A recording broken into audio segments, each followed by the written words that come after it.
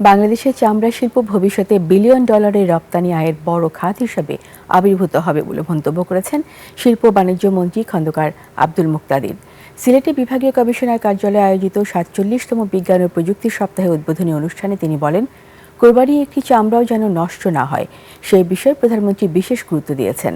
সরকার এটিকে জাতীয় দায়িত্ব ও বড় চ্যালেঞ্জ হিসেবে নিয়ে ব্যাপক প্রস্তুতি গ্রহণ করেছে। তিনি আরও বলেন, কোরবানি চামড়া দেশের গুরুত্বপূর্ণ জাতীয় সম্পদ। সঠিকভাবে সংরক্ষণ করা গেলে চামড়া শিল্প ও রপ্তানি আয় বাড়বে। পাশাপাশি এতিমখানা, মাদ্রাসা ও লিল্লা বোর্ডিংগুলোর আর্থিক সক্ষমতাও শক্তিশালী হবে।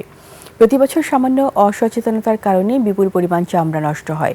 উল্লেখ করে মন্ত্রী বলেন, এবার সেই ক্ষতি রোধে সরকার নানা উদ্যোগ গ্রহণ করেছে। হতাশা থেকে চামড়া শিল্পকে তার সত্যিকার পটেনশিয়ালে আবির্ভূত করা, এটা তো 2.5 মাসে সম্ভব না। আমার সরকারের বয়স তো 2.5 মাস। একটু আপনারা আমাদেরকে সময় দিন। চামড়া শিল্পের দুর্বলতাটা আমরা চিহ্নিত করেছি। চামড়া খাতের সাথে সংশ্লিষ্ট প্রত্যেকের সাথে আমি একাধিকবার বসেছি এবং আপনাদেরকে আমরা আশ্বস্ত করতে চাই, যদি আল্লাহ তৌফিক দেন, বাংলাদেশে চামড়া শিল্প বিলিয়ন ডলারের রপ্তানি আয়কারী খাত হিসাবে আবির্ভূত হবে।